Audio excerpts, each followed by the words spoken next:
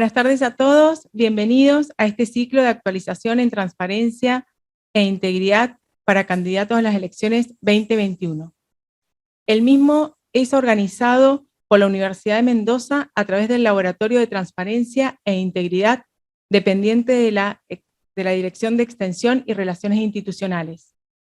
Brindaremos herramientas claves de orientación y aplicación concreta en transparencia para la gestión pública. Este ciclo ha sido declarado de interés por la Honorable Cámara de Diputados mediante resolución 465 y por la Honorable Cámara de Senadores mediante resolución 364. Agradecemos a la Honorable Cámara de Senadores y Honorable Cámara de Diputados por la adhesión a esta actividad y por brindarnos las instalaciones para la transmisión de estos 3 encuentros. También agradecemos la adhesión a este ciclo al Honorable Consejo de Deliberantes del Departamento de General Alvear, a la Cámara de Comercio, Industria y Agropecuaria de San Rafael, a la Cámara de Comercio de Malargüe, a la Fundación Nuestra Mendoza y a IMSA, quienes de manera expresa desean trabajar en la consolidación de la transparencia e integridad como los valores a ser proyectados hacia la sociedad desde el articulado del triángulo constituido por el Estado, las empresas y la academia. Nos acompañan hoy el presidente de la Cámara de Diputados, licenciado Andrés Lombardi, el rector de la Universidad de Mendoza, el doctor Eduardo Luna, la directora de Extensión y Relaciones Institucionales de la Universidad de Mendoza, la doctora ingeniera Cristina Párraga, y los profesionales que conforman el staff del Laboratorio de Transparencia e Integridad. Doctora Marcela Peltier, licenciado Facundo Eras, doctor Gianfranco Barchesi y la coordinadora del laboratorio, quien les habla, doctora María Eugenia Cabus Marengo. A continuación, el licenciado Lombardi y el doctor Luna harán la apertura del ciclo. Muy buenas tardes. Muchas gracias, rector, por estar presente, por acercarnos a esta iniciativa. Un saludo muy especial al laboratorio y a María Eugenia Cabús, su coordinadora, ya que venimos trabajando varios temas relacionados con la transparencia y la integridad, especialmente en la función pública. Es un honor para mí formar parte de esta mesa académica, de dar inicio a estas jornadas de reflexión y actualización sobre transparencia e integridad. Es muy importante para la provincia de Mendoza el tema de la transparencia. Mendoza se caracteriza por tener una clase dirigencial, política, sindical y empresarial que está por encima del promedio nacional. Eso que viene caracterizando a la provincia de Mendoza hay que seguir sosteniéndolo y hay que seguir profundizando en nuevas leyes, en nuevos comportamientos que le brinden aún más transparencia e integridad a la provincia de Mendoza. Mendoza institucionalmente se ha caracterizado por una sociedad que ha permitido la alternancia en el gobierno de los distintos partidos políticos, o por lo menos de las 2 fuerzas mayoritarias. De hecho, llevamos 10 periodos democráticos desde la vuelta de la democracia en el 83, de los cuales 5 ha gobernado una fuerza política y los otros 5 no ha gobernado la otra. La importancia de la Constitución de la provincia de Mendoza, los valores que están ahí, las limitaciones al abuso del poder que están en la Constitución han marcado la historia de la provincia. Esa historia hay que seguir honrándola y hay que seguir profundizando en varias leyes que nos quedan pendientes, en varias conductas que tenemos que llevar adelante. Mendoza cuenta hoy con 4 leyes muy importantes que tienen que ver con la transparencia. La primera es la de acceso a la información, es una ley que establece que todo ciudadano puede solicitar información sobre la administración pública y el funcionario está obligado a hacerlo. Y si no brinda esa información, tiene penalidades. Muchos de los que están acá han utilizado ese sistema de acceso a la información, como Facundo, que ha solicitado y que ha trabajado mucho en tema de la distribución de los alimentos, tanto en la Dirección General de Escuela como en el Ministerio de Salud y Desarrollo Social, pero también lo han usado muchos periodistas y lo ha usado mucho la ciudadanía. Creo que es importante eso. Nosotros estamos obligados como funcionarios a publicar los balances trimestrales que se presentan al Tribunal de Cuentas. El Tribunal de Cuentas informa la evolución de las cuentas presupuestarias, la evolución de la planta de empleados públicos, tanto permanente, transitoria, contratados. Es una ley que le da mucho eso.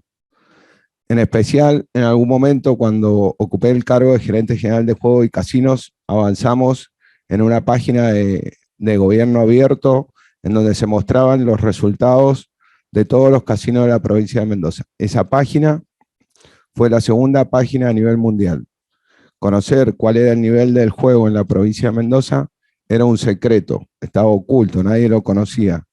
A partir del año 2016 es de libre acceso y cualquiera que quiere consultar sabe cuánto es la recaudación y cuánto es el beneficio de cada casino.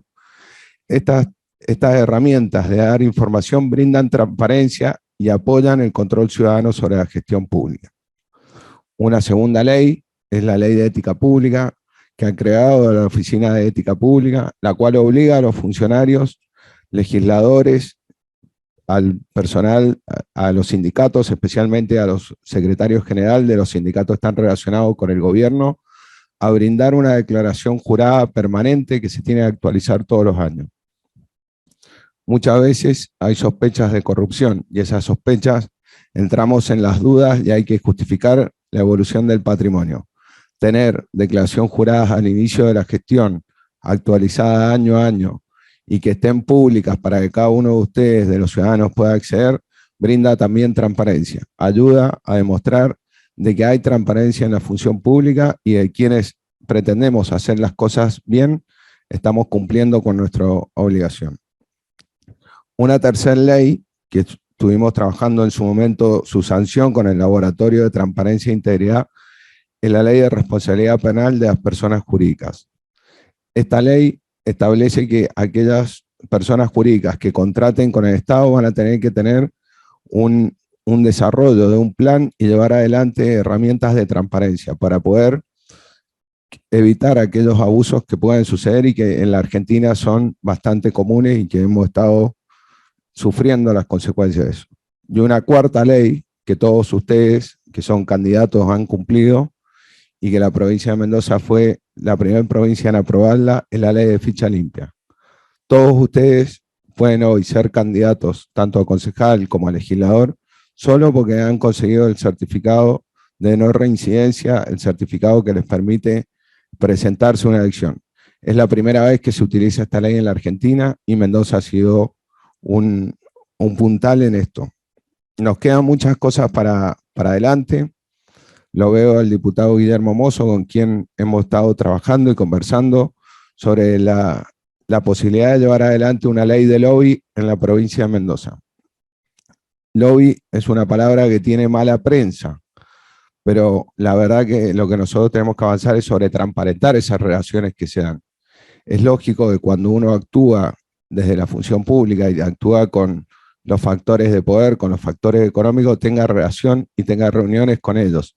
Lo que nosotros tenemos que hacer es que esas reuniones sean públicas, sean de libre conocimiento y que toda la ciudadanía lo pueda ver.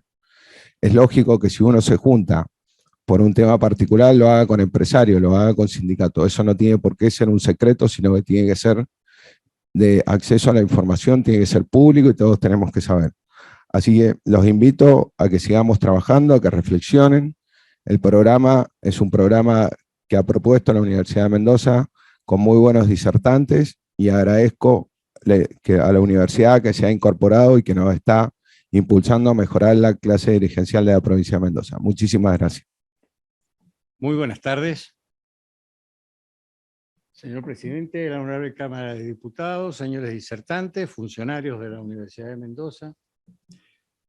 La presencia de la Universidad de Mendoza en este espacio tan caro a la democracia marca un hito en la rica historia de nuestra casa, del mismo modo que lo es para la legislatura de la provincia, que abre sus puertas para que la sociedad mendocina sepa que sus futuros dirigentes se preparan para enfrentar con responsabilidad y honestidad las funciones que habrán de desempeñar en el futuro. El Laboratorio de Transparencia e Integridad de nuestra universidad ha organizado este ciclo de conferencias, abriendo un espacio de análisis y debate con candidatos a acceder a cargos públicos en las próximas elecciones, como un paso muy importante para el logro de un buen gobierno y una sana administración. Esta visión amplia de la universidad importa sin compromisos políticos de sector o partido político alguno, estar presente en todas las áreas de interés para la sociedad, y en esta ocasión como una verdadera caja de resonancia del clamor social por una mayor transparencia en la gestión pública.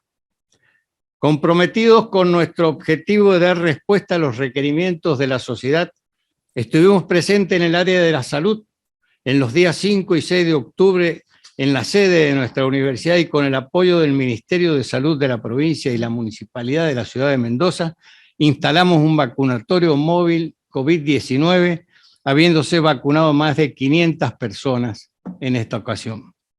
Hoy estamos presentes en este ámbito para desarrollar actividades académicas que consideramos constituyen un paso muy importante en pos de rescatar los valores éticos de la política, así como una verdadera fuente de capacitación para el futuro ejercicio de la función pública. En este marco, la universidad juega un rol fundamental al poner la inteligencia al servicio de la comunidad para procurar una gestión pública eficaz, transparente y responsable, ejercida conforme a las leyes y a los principios democráticos y republicanos. Si estos objetivos son logrados, habremos dado respuesta a los reclamos y anhelos de nuestros conciudadanos. Agradezco al señor vicegobernador Mario Betti, al señor presidente de la Cámara de Diputados, Andrés Lombardi, que nos han acompañado para llevar adelante este ciclo de actualización y transparencia e integridad. Muchísimas gracias. El panel del día de hoy versará sobre la gestión pública y ciudadanía, paradigmas de gestión pública, transparencia, participación ciudadana y colaboración en las políticas públicas. Tenemos el placer de tener, nuestros disertantes son el doctor Alejandro Belmonte y el licenciado Facundo Heras. Alejandro Belmonte es licenciado en Ciencias Políticas y Administración Pública por la Universidad Nacional de Cuyo, máster en Ciencias Políticas y doctor en Procesos Políticos Contemporáneos por la Universidad de Salamanca. Posee más de 15 años de experiencia en planificación y evaluación de políticas públicas. Ha participado en proyectos de investigación en Argentina, Francia y España, siendo investigador visitante en el Instituto de Iberoamérica y en el Sciences Po París. Ha trabajado como coordinador de equipos de investigación para el Programa de Naciones Unidas para el Desarrollo y la Jefatura de Gabinete de Ministros de la Nación. Actualmente se desempeña como coordinador del área de políticas públicas de la Universidad Nacional de Cuyo y como docente e investigador de esa misma casa de estudios. Además, en la Universidad de Mendoza y en la Facultad Latinoamericana de Ciencias Sociales. El licenciado Facundo Heras es licenciado en Sociología, especialista en Gestión Social y cuenta con formación en implementación de ODS y normas ISO.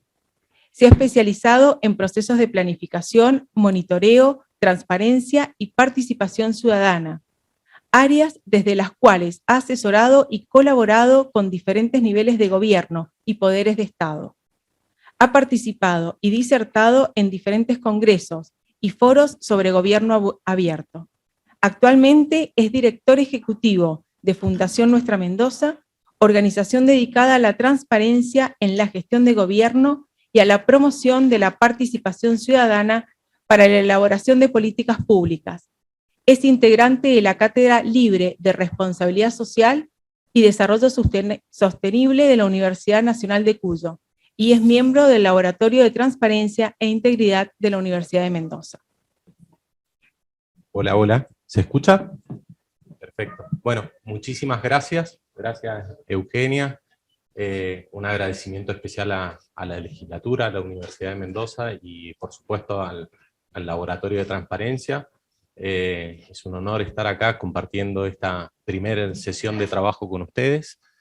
La presentación de hoy, como recién decía Eugenia, aborda grandes temas, pero la idea es que no sea una disertación académica clásica, sino que arranquemos con un diálogo y que tengamos a lo largo de esta 40, 50 minutos que tenemos disponible, tengamos la posibilidad de dialogar en distintas instancias. Entonces, con Facundo le vamos a agradecer que quieran levantar la mano y que quieran participar. No sé si se puede compartir la presentación. Tenemos una presentación armada, va a ser más fácil también para compartir algunos datos que vamos a estar mostrando, pero la idea que tenemos con Facu es arrancar un intercambio más directo con ustedes a partir de una pregunta que puede sonar un poco ingenua. Siguiente. Puede sonar un poco ingenua, pero es una pregunta que se vienen haciendo muchas personas desde hace mucho tiempo, ¿no? Y entonces queríamos, en este contexto electoral, en este contexto siempre de discusión acerca del rol del Estado, empezar a dialogar sobre sus ideas, sobre lo que entienden ustedes que podrían ser los efectos sociales que se generarían en una comunidad si no existiese el Estado y cada persona persiguiera su interés individual, ¿no? ¿Qué piensan ustedes? ¿Cuáles serían las consecuencias? ¿Qué efectos habría en la vida de la comunidad en una situación imaginaria de esas características? Los invitamos a dar sus ideas. Puede ser cualquiera, no hay una respuesta correcta en esto.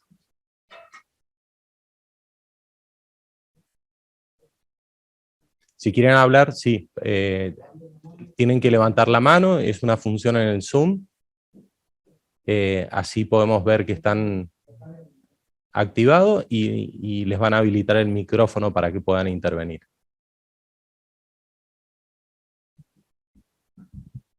¿Alguien se arriesga a imaginarse qué pasaría si en la sociedad hay un conjunto de individuos que su objetivo central es perseguir su interés individual? Sé que es un poco complicada la participación virtual, pero la fomentamos intensamente. Me pueden decir, seríamos todos felices. Ahí Guillermo Mozo dice, sería la vuelta a la ley de la selva, ¿no? Bueno, han sido reflexiones que se han dado desde hace mucho tiempo. Es una pregunta que atraviesa la sociedad, sobre todo para poder establecer una discusión de cuáles son las formas de regulación de la vida en comunidad. ¿Vos te animás a dar una respuesta?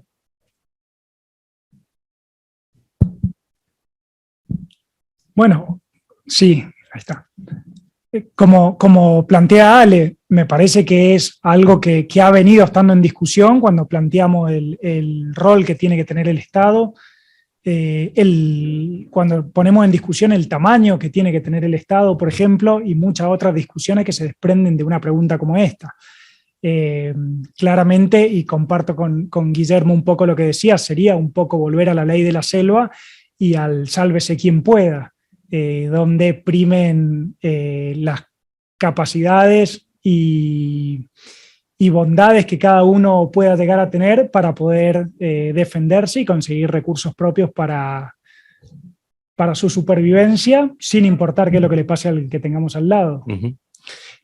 A mí en este tipo de situaciones me sale alguna palabra que no estaría bien por el protocolo seguir, pero sería efectivamente un lío, una organización social en la que todas las personas persiguen su interés individual y no hay ningún mecanismo regulador, ¿no?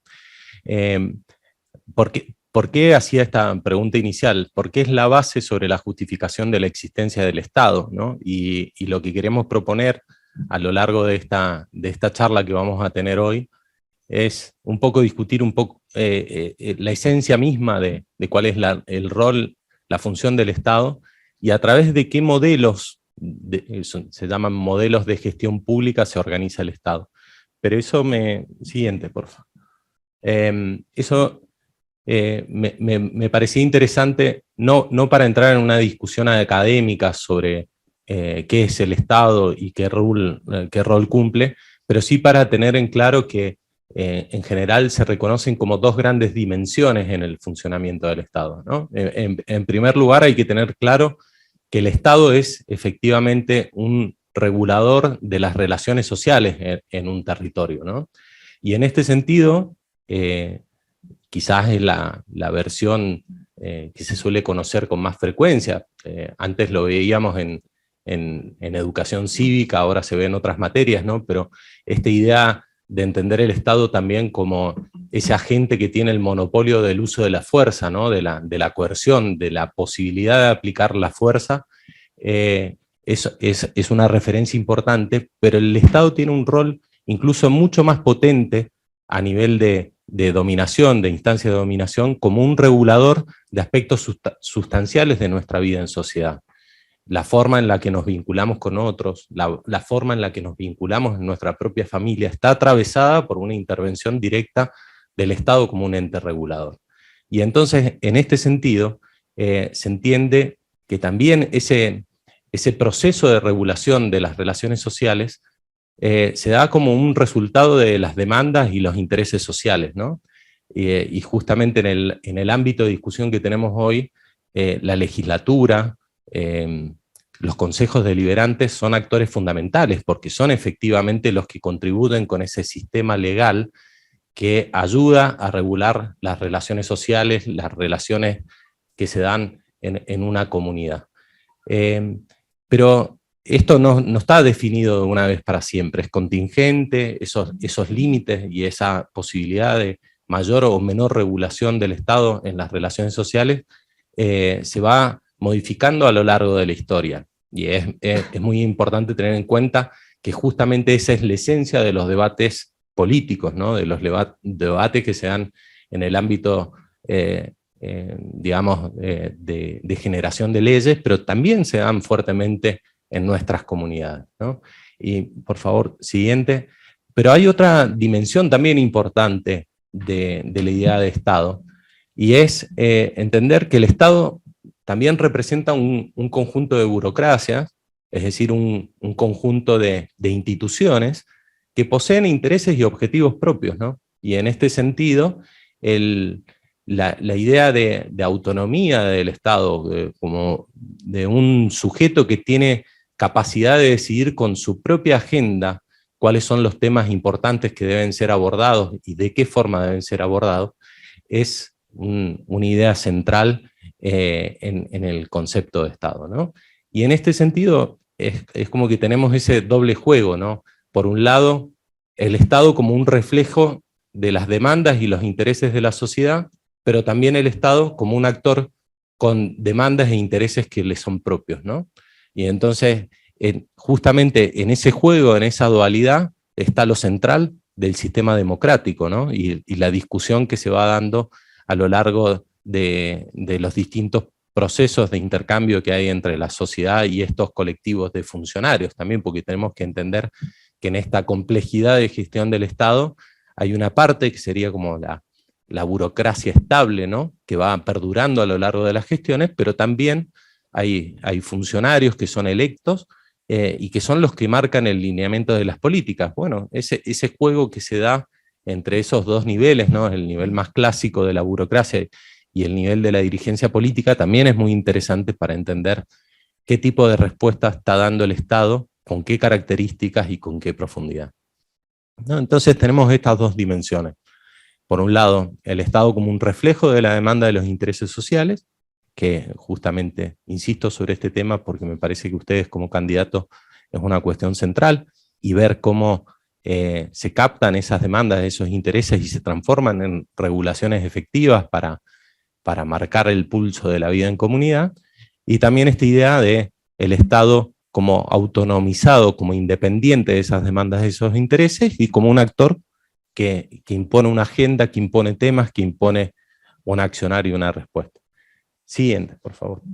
En este sentido, entonces, hay 4 dimensiones que me parece interesante. Esta es una propuesta que hace un politólogo argentino muy reconocido que se llama Guillermo O'Donnell, y es entender que el Estado contempla estas 4 cosas, ¿no? Es un conjunto de burocracias, lo que hablábamos recién, es un sistema legal, porque es el formato que hay para también establecer cómo se dan estos procesos de regulación, y tiene 2 funciones que también son muy importantes. Es un foco de identidad colectiva, es lo que ayuda a pensarnos en un espacio común, y quizás nosotros lo tenemos medianamente resuelto, incluso ahora están surgiendo de nuevo conflictos en el sur, por ejemplo con las comunidades mapuche, y esto tiene que ver con ese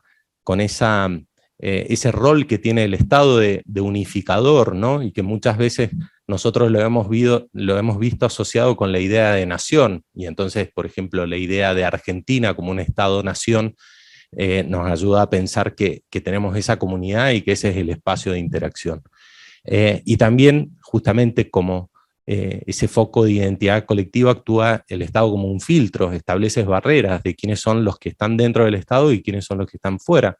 Y por lo tanto, dentro de eso también hay consecuencias que están vinculadas con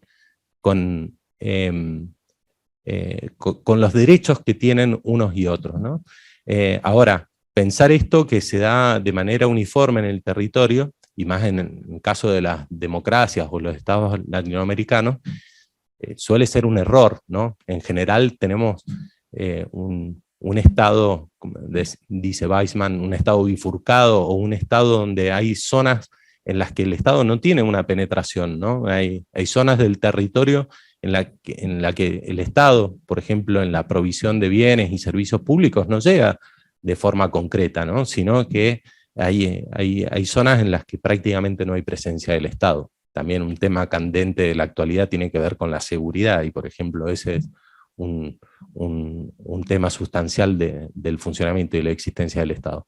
Pero bueno, no quiero aburrirlos con estas discusiones sobre más conceptuales del Estado. La idea era que hiciéramos este pasaje porque ahora vamos a llegar a algo que nos interesaba un poquito más hablar, porque es lo que nos da pie para después continuar hablando de estas ideas de gobierno abierto, de transparencia, como mencionaba recién el presidente de la Cámara de Diputados, políticas que se vienen implementando, pero que también tienen que ver con discusiones sobre modelos de organización del Estado.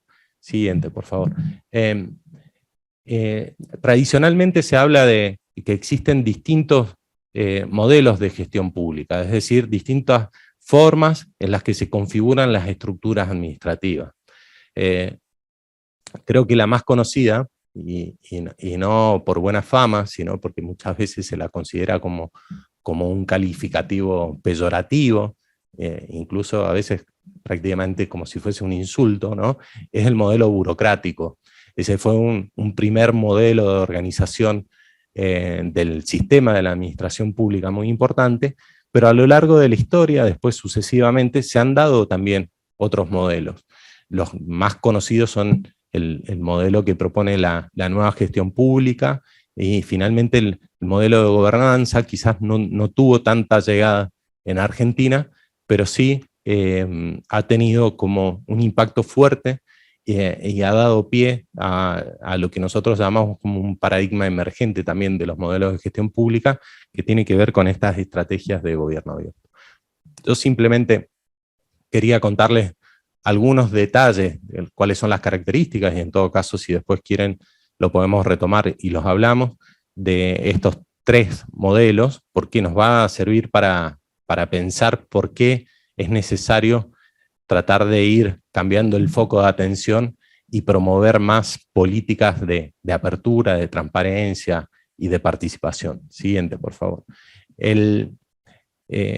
Quizás no está muy reconocido, pero fundamentalmente las características que más han predominado en nuestro país tienen que ver con este ensayo de tratar de establecer un modelo burocrático. La conceptualización de este modelo se lo debemos a un economista y sociólogo alemán que se llama Max Weber, que realmente pensó estructuralmente esta forma de organización del Estado, que empezó a darse, a consolidarse sobre fines del siglo XIX, pero que en algunos casos, yo creo que en el caso de Argentina, hemos tenido experimentos un poco ahí, a mitad de camino, digamos. Hay algunas cosas que se fueron consolidando, pero no hemos tenido un modelo burocrático pleno, ¿no? Las cuestiones principales que nosotros las podemos observar en la actualidad y que incluso muchas de ellas a partir del impulso que ha dado la pandemia incluso se están modificando, ¿no? Pero esta idea de entender el Estado como una estructura jerárquica, normalmente con esa forma piramidal, deviene de este modelo, de entender que hay una forma de organización de esa cadena de poder o de mando en la estructura del Estado, es muy importante. Otra cuestión central tiene que ver con la documentación de los procesos y el apego a la legalidad, ¿no? Esto de decir que el Estado no puede actuar fuera de la legalidad, sino que tiene que tener procedimientos y la forma de actuar del Estado debe estar regulado, es una característica de este modelo, ¿no? Por ejemplo, la existencia de los expedientes, esta posibilidad de hacer un seguimiento en papel de las actuaciones públicas también es una característica central del modelo. Y hay otra cuestión que es para mí la fundamental, porque es lo que efectivamente hace que la maquinaria funcione, tiene que ver con la gestión del personal, ¿no? Este modelo es el que empieza a destrabar. Imagínense que antes de la existencia de este formato de organización, existía lo que se denomina un modelo patrimonialista, ¿no? Donde muchas veces los cargos a la función pública eran heredados, los criterios de ingresos no estaban sujetos a un conocimiento sobre el campo sobre el que tienen que actuar. El modelo burocrático, y ahí hay una vinculación con esa idea del ingreso por mérito a la administración pública, es decir, por antecedentes, por capacidad en relación a la función que se va a desempeñar, es clave, pero también la idea de la existencia de una carrera, ¿no? De que uno entra en la administración pública y progresivamente va a ir escalando en los peldaños de esa formación y que por lo tanto va a poder dar a partir de esos años de experiencia, va a poder tener cargos de mayor decisión, ¿no? Y entonces combina estas cuestiones de conocimiento, años de experiencia y permite tener una carrera estable de la función pública, ¿no? Las primeras discusiones también sobre la ética pública, sobre la ética en el ejercicio de la función pública, vienen de la mano de este modelo. Pero como saben, también ha habido una discusión muy intensa sobre lo lento que son algunos procedimientos, la rigidez que implica la estructura piramidal del Estado, y paulatinamente, sobre todo en la década del 80, fue consolidándose también algunas reformas que se conocen como la nueva gestión pública, que vienen más inspiradas en las experiencias del sector privado para tratar de, sobre todo, dotar de eficiencia al accionar del Estado. Y entonces empezó todo un proceso que nosotros no lo vimos muy fuertemente en la Argentina, incluso en los países en los que uno podría imaginarse que estos tipos de modelos iban a tener mayor impacto, como podría ser Estados Unidos, no fue así. En general, los países donde se implementaron más estas políticas son Nueva Zelanda, Australia, países que no son tampoco, digamos, países con una larga trayectoria en gestión pública, sino que fueron consolidando este modelo que implicaba una revisión, un nuevo esquema, inspirado más en la descentralización, en criterios del mercado como la competencia en la prestación de servicios, y sobre todo afectó mucho ese modelo de gestión del personal con estabilidad, con una carrera de largo plazo, pensando más en contratos por periodo, donde la remuneración está atada a la productividad, a la evaluación del desempeño, y entonces algunas de esas reformas lo que fueron generando también son problemas efectivos en la prestación de los servicios públicos. Había mucha superposición, falta de coordinación, digamos. La ventaja que imponen los modelos más piramidales es que es más sencilla la coordinación. En cambio, cuando uno tiene una organización muy descentralizada, se da un problema de solapamiento de actividades, ¿no? Y finalmente, muchas de estas reformas fueron dejadas de lado y empezó a tener mayor protagonismo otro paradigma que se llama el paradigma de la gobernanza. Lo habrán escuchado posiblemente porque incluso en la actualidad se hace mucha referencia a esta idea de gobernanza, que implica sobre todo un cambio respecto al rol del Estado, ¿no? Y su forma de accionar o de intervenir en la sociedad más importantes, que son la expresión de las políticas públicas, ¿no? Y este modelo lo que empieza a pensar, ¿no?, es decir, que las políticas públicas no son un atributo exclusivo del Estado, sino que hay que pensar que en los procesos de implementación de políticas públicas, de diseño de políticas públicas, hay otros sectores que también son muy importantes, ¿no?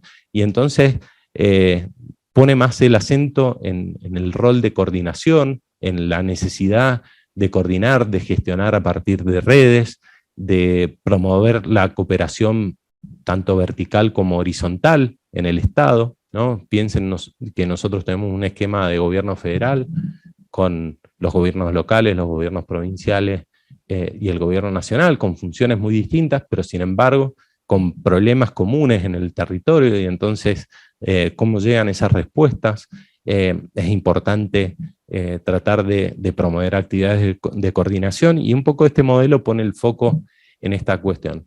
Pero desde hace unos 15 años se ha dado con más intensidad la discusión sobre un nuevo paradigma que se llama el paradigma de gobierno abierto. Recién lo mencionaba el presidente de la Cámara de Diputados como una estrategia que se ha venido consolidando en los últimos años. A partir de, y siguiente por favor, a partir de quizás lo que es la base de las estrategias de gobierno abierto, que tiene que ver con las políticas de transparencia, y un poquito ahora eso es lo que va a desarrollar más Facu en la segunda parte, pero básicamente esta idea de este nuevo paradigma de gestión pública se orienta en torno a estos tres pilares, ¿no?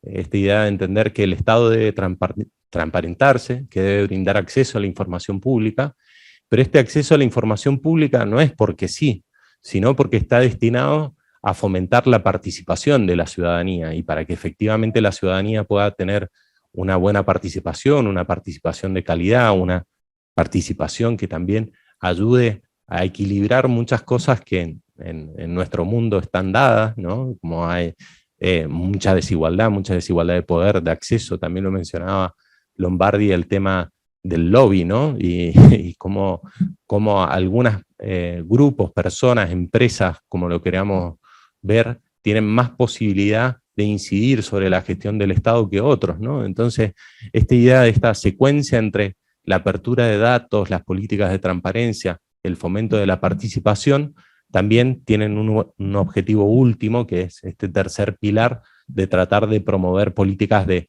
colaboración o de co-creación de políticas, pero sobre todo de cómo se mejora la participación efectiva en los procesos de toma de decisiones para el sector público. Y entonces este paradigma ha estado desarrollando distintos ejes de trabajo que tienen que ver con la optimización y la innovación en la gestión pública, las nuevas tecnologías, esta posibilidad que tenemos ahora de estar presentando y dialogando con gente de distintos lugares de la provincia, del país, incluso Gianfranco está afuera.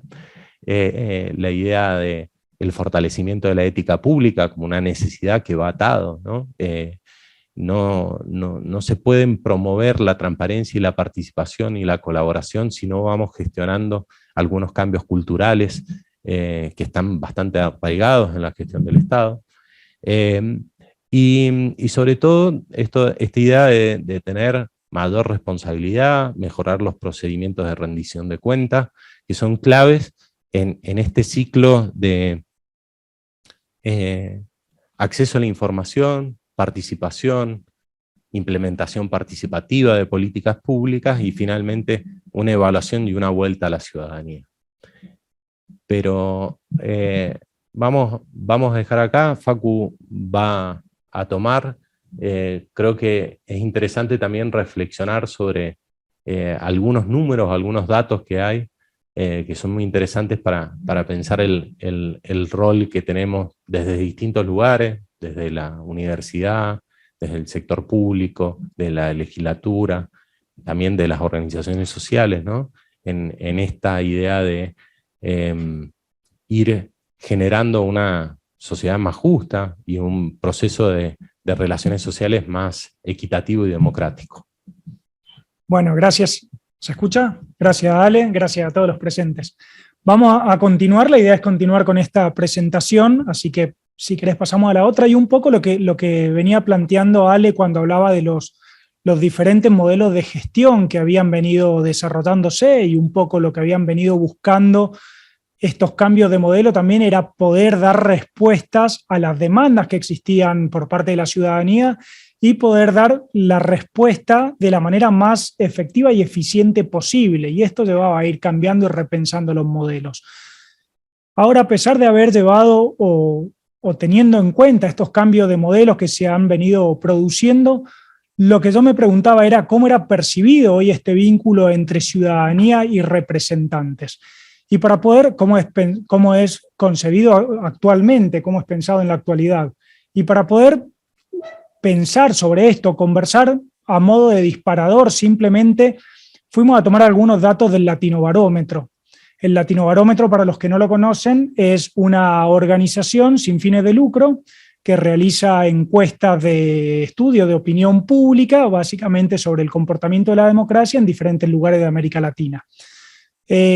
Fuimos a consultar estos informes que se habían publicado y tomamos los datos que estaban para Argentina y tomamos los informes que iban desde el año 2010 hasta el 2018, que son los últimos informes que están colgados en la web. Y bueno, si pasamos a la primera ficha, les mostramos. Lo primero que queríamos traer acá a la conversación era esta pregunta, donde se les consultaba respecto a los ciudadanos y ciudadanas que se les consultaba respecto si ellos consideraban que el país estaba gobernado por unos cuantos grupos poderosos que gobernaban en su propio beneficio o bien si se gobernaba para el bien de todo el pueblo.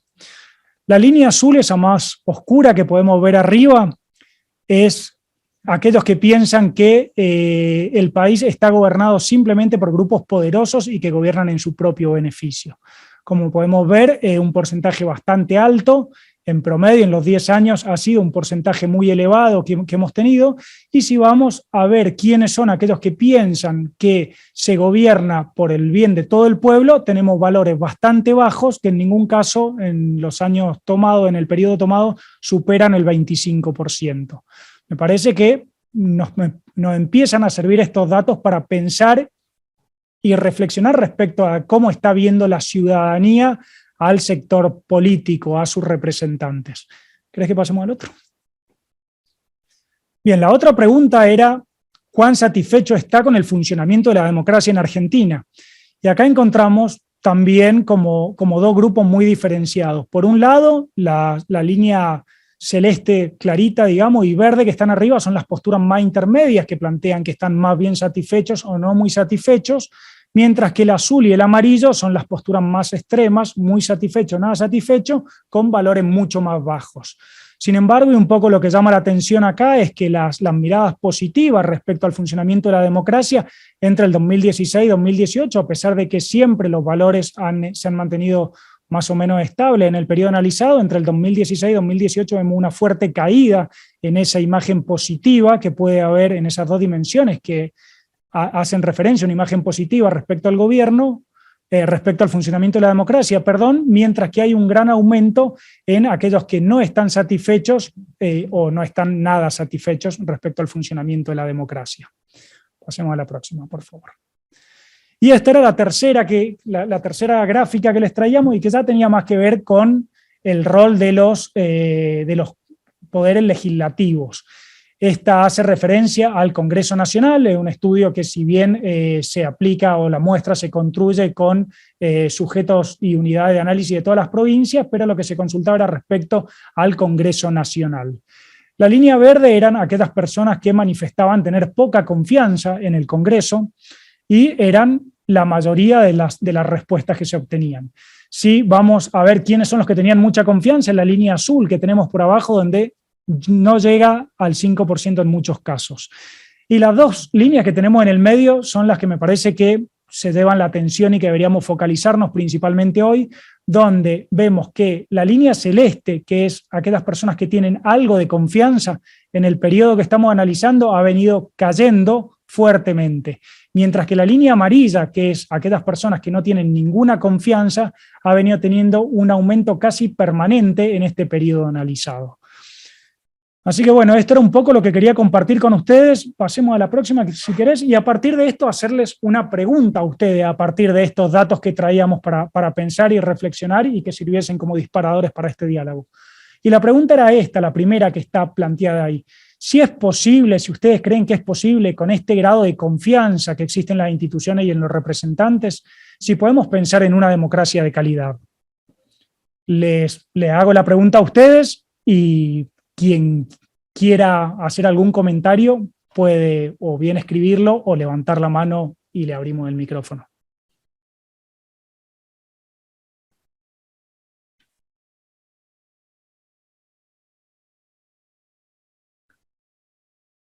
Si quieren hacer alguna referencia también a los datos que vimos, también claramente pueden hacerlo.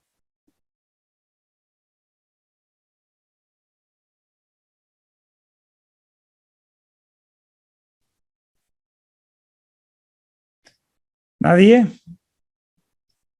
Bueno, ahí está Guillermo y Gianfranco. No sé. Ahí les habilitan el micrófono. Ahí está, gracias. No, quería comentar que a veces, cuando hablamos de política de integridad, generalmente uno asocia más al ámbito privado, a las políticas de compliance, y sí, estas cuestiones de transparencia, me parece que el concepto de gobierno abierto, la apertura de datos, los cubos de información abiertos para poder ser elaborados y trabajar en series estadísticas, es un concepto por ahí un poco más vinculado al sector público, pero en realidad me parece que son como las caras, ambas caras de una misma moneda. Es mi apreciación personal, a veces tengo más asociado integridad a sector privado que a sector público. Gracias, Guillermo. Sí, la idea ahora es precisamente en las próximas filminas ver cómo podemos integrar esta idea o cómo se integra y se vincula esta idea de integridad con el sector público precisamente. Gianfranco.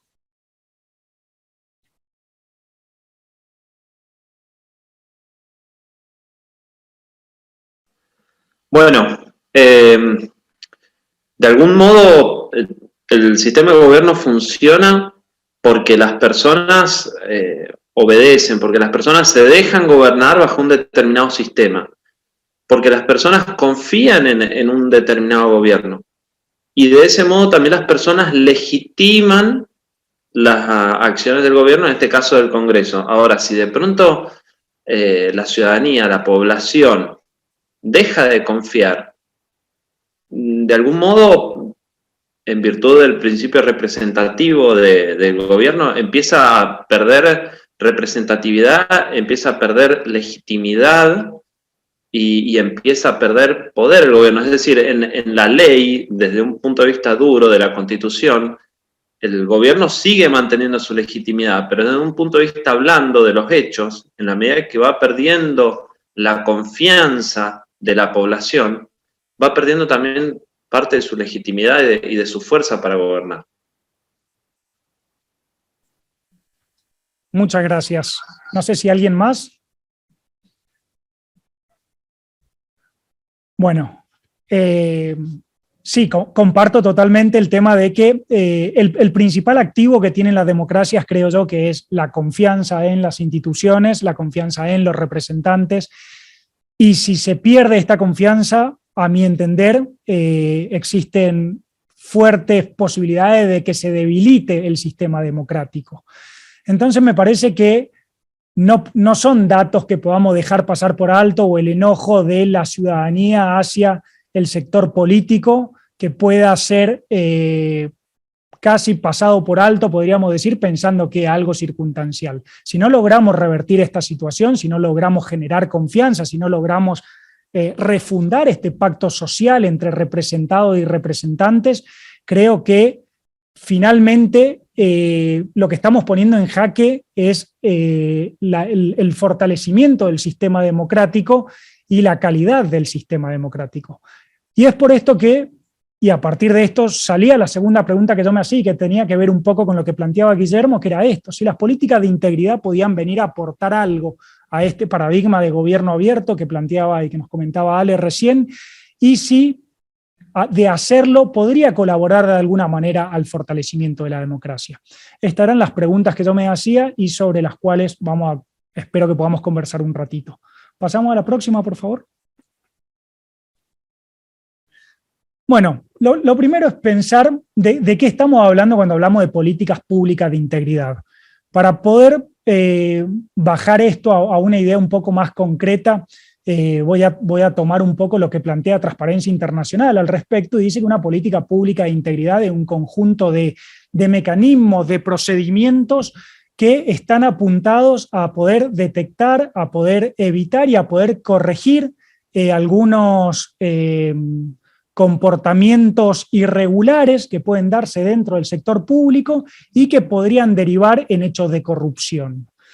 Y entiende a los hechos de corrupción como, en el sector público, como aquellas acciones que, utilizando recursos del Estado, buscan privilegiar intereses particulares o intereses sectoriales por sobre los intereses comunes de una sociedad. Entonces, partiendo de esta idea es que planteamos, bueno, ¿de qué manera entonces este conjunto, este engranaje de mecanismos y procedimientos que decíamos que debe ser una política pública de integridad puede llevarse adelante? Hace un rato el presidente de la Cámara de Diputados, cuando abría el encuentro de hoy, planteaba varias acciones que venían llevándose adelante. Claramente, cada una de estas acciones que se viene llevando adelante es un engranaje de este mecanismo. Un mecanismo que no está cerrado, un mecanismo que no podemos concebirlo como un enlatado que podemos ir al país que tiene mayor integridad del mundo y poder traerlo y que funcione acá en la Argentina, sino que debe ser pensado en Mendoza, en cada uno de los municipios, en cada uno de los lugares donde nos toque trabajar, a ustedes como legisladores, tratar de ir pensando cuál es el mecanismo más adecuado para esa realidad, teniendo en cuenta cuál es la experiencia de trabajo que existe, cuál es la realidad en la cual le toca operar y cuáles son los desafíos frente a los cuales debe trabajar. Sí es importante pensar que toda política pública de integridad y todos estos programas, proyectos, acciones que se lleven adelante deben estar apoyados en 4 pilares básicos. ¿Sí? Estos 4 pilares básicos son, primero que nada, el ejercicio ético de la función pública. Y cuando hablamos del ejercicio ético de la función pública, no hacemos referencia simplemente a que un actor público se comporte de una manera ética o no. Claramente que esto es deseable y que es deseable que no rompa las reglas. Pero lo que nos parece más interesante acá, y sobre lo cual hay que trabajar mucho para generar una política pública de integridad, es que existan un conjunto de reglas robustas que generen una cierta desmotivación en los actores públicos para romper esas reglas, y que en todo caso aquellos que las terminen rompiendo sean la excepción y no la regla al interior del sector público. Entonces, lo importante es generar todo un contexto de procedimientos, de normas, de marcos, que más allá de los ideales que pueda tener individualmente cada una de las personas que estén en la función pública, que este contexto, este marco que genere, vaya dejando cada vez menos posibilidades para tener prácticas poco éticas o no deseables para un funcionario público. Hay algunas herramientas que pueden ayudar a empezar a pensar y algunos mecanismos que pueden ayudar a empezar a pensar de por dónde debería ir y debería estar dirigido este comportamiento ético, y que podrían ayudar a orientar esa conducta de los funcionarios. Entre ellas podemos nombrar algunas que ya nombraron también hace un rato, como por ejemplo la obligatoriedad de presentar declaraciones juradas, la prohibición de recibir obsequio a título personal de un funcionario público, la obligación de que en caso de que se reciban obsequios a modo institucional exista un registro para poder dejar asentado todo esto. Bueno, la regulación de los conflictos de intereses que pueden existir, la regulación de los lobbies que también se plantearon en la conversación de hoy al principio, que la existencia de canales de denuncia anónima, por ejemplo, que permitan y den garantías a un denunciante de poder dar a conocer una situación en la cual puede o es posible que existan o que pueda derivar en casos de corrupción. Entonces, bueno, hay muchos mecanismos que pueden empezar a ponerse en práctica, algunos pueden estar, otros hay que mejorarlos, otros hay que pensarlos, y hay otros probablemente que hoy no existan y sobre los cuales hay que trabajar, y que vayan marcando entre todos un marco, digamos, un contexto normativo que empiecen a regular y a condicionar el comportamiento, que vayan generando una disuasión, podríamos decir, de aquellos comportamientos poco éticos por parte de todos los funcionarios del sector público. El otro pilar en el cual debe basarse toda política pública de integridad es la transparencia y la máxima divulgación de los actos de la administración pública. Es decir, que se trate de difundir y publicar la mayor cantidad de información posible. Y acá hacemos referencia e inmediatamente lo atamos con la Ley de Acceso a la Información Pública, una ley que está regulada a nivel nacional, a nivel provincial, y hoy solo en 2 municipios de Mendoza no está regulado, el resto de los municipios todos la tienen reguladas. Por lo tanto, a cualquiera de los candidatos que hoy estén, independientemente del nivel de gobierno para el cual estén siendo candidatos, es una ley que regula un derecho. Valga la pena aclarar que si les toca en aquellos municipios que no tienen regulada la Ley de Acceso a la Información Pública, eso no implica que el derecho no exista. Por lo tanto, bueno, igualmente hay que dar respuesta a esto. Cuando hablamos de transparencia y de acceso a la información pública, la ley, no voy a decir que plantea, un poco ya lo estuvieron hablando acá, pero sí hace dos diferencias entre lo que es la transparencia activa, que es aquella información que todos los sujetos públicos están obligados a comunicar de una manera periódica en sus portales web o en sus sitios digitales, y la transparencia reactiva, podríamos decir que son aquellas respuestas que debe otorgar el funcionario público a todos los pedidos de información pública que la ciudadanía ingrese. Claramente la norma plantea algunas excepciones, las excepciones son muy limitadas y se busca que cada vez sean menos, que el principio que rija siempre sea el principio de publicidad de los actos de gobierno, y en caso de que la información no vaya a ser compartida por estar contemplada dentro de alguna de las excepciones, esto tiene que estar justificado en la devolución. Bueno, el otro eje, el otro pilar en el cual se para una política pública de integridad es el tema de la participación y el monitoreo social de la gestión pública. Lograr que la ciudadanía participe, se involucre en el desarrollo de lo público, es ni más ni menos que generar mayores capacidades en el Estado para poder monitorear el correcto cumplimiento del deber del funcionario público. Pensemos que si logramos que mayor cantidad de gente se preocupen por lo que está pasando al interior del sector público, se preocupen por participar en la definición de las políticas públicas y se preocupen por participar en el monitoreo de qué es lo que está haciendo, cómo funcionan los organismos públicos, qué resultados se están obteniendo, claramente van a haber muchos más ojos que van a estar encima de las acciones del sector público en su conjunto y que van a ayudar claramente esto a que las conductas sean las conductas esperadas para un agente público y no sean conductas que estén alejadas de la integridad, podríamos decir. Y el cuarto eje, el cuarto pilar en el cual se apoya una política pública de integridad es el de rendición de cuentas. Perdón. La rendición de cuentas es un eje básico de toda democracia y plantea básicamente esto de que los representados rindan cuenta frente a los representantes de las acciones que han llevado adelante. Ahora, me parece importante tener en cuenta que cuando hablamos de rendición de cuentas no estamos hablando de una enumeración de actividades que se han llevado adelante. La rendición de cuentas debe poner en el centro de la escena, debe poner en el foco cuáles son los resultados que se han alcanzado y cuáles son los grados de consecución de las metas que se plantearon. Entonces, para pensar y que realmente las rendiciones de cuentas sirvan como políticas públicas de integridad, hay 3 cosas que creo que son interesantes a tener en cuenta. Por un lado, pensar y claramente cuál es la información que hay que compartir, sobre la cual hay que rendir cuenta, datos precisos, indicadores, fuente de datos que permitan la consulta, líneas de base que permitan realizar las comparaciones necesarias. El segundo eje tiene que ver con las explicaciones, los motivos de por qué se han tomado cada una de las decisiones que se han tomado en el periodo o en las políticas sobre las cuales se están rindiendo cuentas. Y el tercer eje, que me parece también fundamental y que abarca también un poco a los otros ejes, es que existan mecanismos de control que tengan la independencia suficiente, que tengan el expertise necesario y que tengan los recursos suficientes para poder detectar, investigar y sancionar a todos aquellos actores que estén actuando por fuera de la conducta ética que debería tener un funcionario público.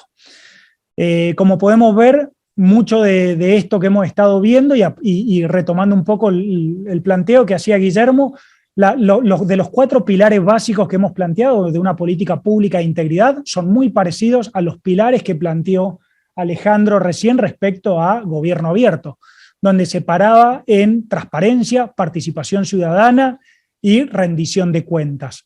Me parece entonces que las políticas públicas de integridad claramente pueden venir a fortalecer los paradigmas de gobierno abierto. Los paradigmas de gobierno abierto a su vez traen implícito y hacen necesario la existencia de políticas públicas de integridad.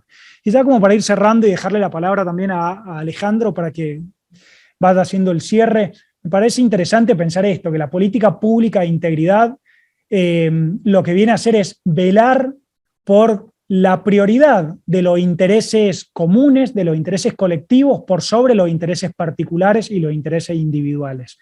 Si logramos que los intereses generales, los intereses comunes, colectivos, estén por sobre los intereses individuales, probablemente vamos a lograr una mejor utilización de los recursos del sector público.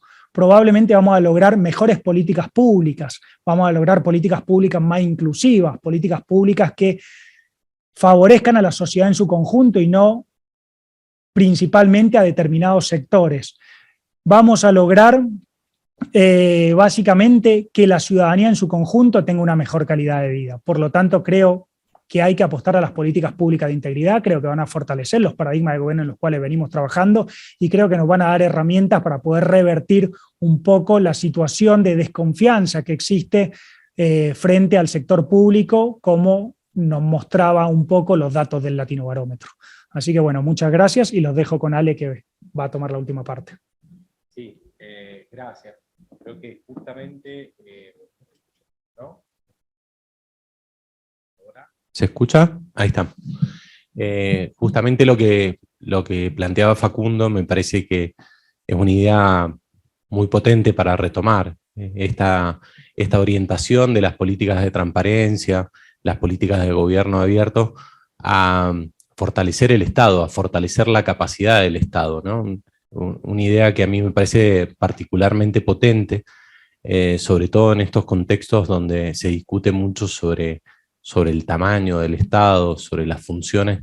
Me parece que recuperar la reflexión o la discusión sobre la capacidad que tiene el Estado, es decir, la aptitud que tiene el Estado para brindar respuestas a la ciudadanía, es clave, ¿no? Y entonces ahí hay una relación directa entre los fines y los medios, ¿no?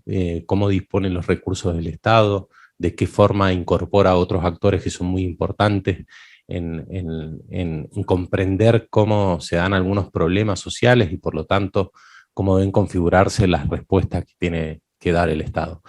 Pero también cuando pensábamos un poco esta charla con Facundo, no podíamos dejar de reconocer que toda la situación que se ha vivido con mayor intensidad el año pasado, pero también gran parte de este año, que tiene que ver con la emergencia socioeconómica que se generó a partir de la pandemia COVID-19, también ha tenido un impacto muy fuerte en la gestión pública, en la gestión del Estado, y ha tenido un impacto muy fuerte en la forma en la que se relaciona la sociedad, ¿no? Particularmente lo que estamos pensando es el impacto que han tenido las nuevas tecnologías, ¿no? Esa revolución que, si bien viene desde hace un tiempo, en el último año se ha visto acelerado, por lo menos esa necesidad de incorporar tecnología, de modificar procedimientos que antes se estaban dando en algunos lugares. Todavía existía, por ejemplo, el expediente en papel, no estaban los expedientes digitalizados, había muchos trámites que se tenían que hacer personalmente, entonces eso generó una profunda transformación del Estado. Pero si podemos mostrar la siguiente diapositiva, también nos parecía importante mencionar que ha generado una profunda irrupción en el orden social, ¿no? Ha habido un cambio muy fuerte en la interacción y en la forma en la que trabaja la gente. Este proceso también que impactan las nuevas tecnologías implica una reasignación fuerte de recursos, ¿no? Incluso se pueden ver asimetrías. Nosotros lo podemos ver en Argentina, en función de las posibilidades, por ejemplo, de accesibilidad a la conectividad, pero también se puede ver entre los diferentes países. Y si les interesa este tema, les recomiendo fuertemente el último libro que publicó Oscar Oslak. Oscar Oslak es un politólogo argentino, tiene 85 años, pero una potencia y una capacidad de entender los fenómenos que se están dando en la actualidad, y él publicó hace poquito un libro que se llama El Estado en la Era Exponencial. Se publicó el año pasado en el Instituto Nacional de Administración Pública de la Argentina, está disponible. Si ustedes ponen en Google Oscar Oslak, El Estado Exponencial, les va a aparecer el libro de descarga gratuita, y es un libro muy interesante porque analiza justamente esto, el impacto que han generado las nuevas tecnologías, no solamente en la organización social, pero sobre todo en la gestión pública, ¿no? Y entonces hay elementos que hemos venido hablando desde el inicio, ¿no? Esta necesidad de contar con datos, con información, no simplemente en la apertura, transmitirlos a la ciudadanía, sino también como un instrumento de gestión del propio Estado, ¿no? Y ahí se está discutiendo mucho sobre la potencia y la capacidad, por ejemplo, de implementar inteligencia artificial en la gestión del Estado, ¿no? Nosotros lo vemos como algo, no sé, muy futurista, pero incluso ya hay algunas experiencias que se están implementando en la Argentina desde hace unos años, por ejemplo, en el ámbito de la justicia. Entonces, me parece que es muy interesante tener una mirada sobre eso, pero sobre todo para pensar que se da una relación entre esto que se llama las tecnologías de apoyo, es decir, cómo empieza a funcionar la tecnología, pero sin desconocer que detrás de eso, o la verdadera intención de la incorporación de esas tecnologías tiene que ver con la capacidad de generar políticas sustantivas efectivas, ¿no? De mejorar la prestación de los servicios de salud, de educación, etcétera, ¿no? Entonces, esa tensión está muy clara. Hemos visto en el último periodo un aumento y una proliferación de lo que se llama los servicios en plataformas, es decir, esta posibilidad de que la ciudadanía pueda acceder completamente en línea a algún trámite o algún servicio que antes requería ir a hacer trámites presenciales en las distintas instituciones, ¿no? Y eso también tiene un impacto fuerte internamente en la forma en la que se organiza y se gestiona el Estado, ¿no? Y tenemos la posibilidad de tener mejores instrumentos de la mano de la tecnología que promuevan el acceso a la información, la transparencia, las políticas de integridad y sobre todo que promuevan la participación de la ciudadanía, ¿no? Pero también parecía interesante que no hay que tener un tecno-optimismo, ¿no? Pensar que la tecnología ha llegado y que nos va a permitir solucionar todos los problemas, sino que efectivamente hay cosas que todavía resta definir, que resta trabajar, que tiene que ver con cambios de prácticas, cambios culturales. Esta idea de orientar más la función del Estado a la ciudadanía, y para eso es interesante poder saber qué piensa la ciudadanía, ¿no? Qué necesidades tiene, qué opiniones tiene sobre algunos temas, y entender sobre todo que también el impacto de la tecnología está generando algunos problemas éticos y culturales sobre la protección de datos, ¿no? Hace poco vivimos la caída de uno de los gigantes tecnológicos a nivel mundial. Todos anduvimos desesperados un buen rato porque no funcionaba WhatsApp, pero eso también plantea algunas cuestiones muy, muy críticas sobre la capacidad del Estado, también la capacidad regulatoria del Estado y de protección de datos personales, ¿no? Entonces, hay muchas cuestiones que están subyacentes, que vienen de la mano de la tecnología y que tenemos que tener esa oportunidad de pensar cuál va a ser el rol del Estado en este proceso de incorporación de tecnología. Oscar plantea en su libro, dice, vamos a dejar que las empresas privadas, que el sector privado, incluso ya globalizado, ¿no? Internacionalizado, tome la posta y sea el que establece las regulaciones de su propio sector, o vamos a tener un Estado activo que que se va a poner por delante de estos procesos y va a generar que esos impactos sociales y esas desigualdades que se dan, que son propias también de la sociedad de mercado en la que vivimos, que sigan profundizando algunas grietas que ya existen, ¿no? Me parece que es una pregunta válida, sobre todo en el rol que van a tener ustedes en los legislativos, cómo fortalecemos esta capacidad del Estado en regulación. Y, ojo, esto también puede ser producto de una discusión intensa, ¿no? Muchas veces se ve la regulación como obstrucción, como limitación, como entorpecimiento, pero en realidad, si nosotros pensamos en la historia del Estado, esa capacidad de regulación lo que ha sido fuertemente también es un proceso virtuoso, ¿no? de generar normas que permitan, por ejemplo, la protección del ambiente, una mejor vida en comunidad, ¿no? Entonces, pensar cómo vamos a estar atravesados por la tecnología y cómo puede ser una herramienta positiva para fomentar las políticas de transparencia, gobierno abierto, de integralidad, es una cuestión clave. Pero también entender que el Estado va a tener que tener ahí un rol activo muy fuerte.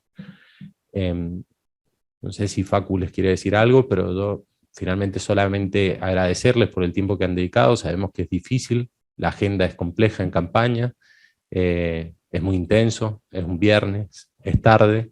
Jueves como viernes, es cierto. Así que muchas gracias, también vamos a estar disponibles por si quieren plantear alguna pregunta o quieren hacer alguna intervención sobre el final. Muchas gracias. Por lo menos desde mi lugar han cubierto las expectativas del objetivo del laboratorio. Es en realidad poner digamos, en el llano, en el campo de todos, estas herramientas que existen. Yo creo que lo más importante es que todos los ciudadanos y ustedes como candidatos logren comprenderlas para poder en realidad ponerlas en práctica. Tomo lo que dijeron los chicos, que en realidad el objetivo, o en realidad el éxito de todas estas herramientas, es poner el foco en el individuo como colectivo y como sociedad. Y en realidad dejar esa frase, bueno, siempre se hizo así. No, no nos quedemos con esa estructura. Así que bueno, los invitamos a seguir tomando estas herramientas. Les agradecemos a todos su participación y los esperamos el próximo jueves 14 a las 18.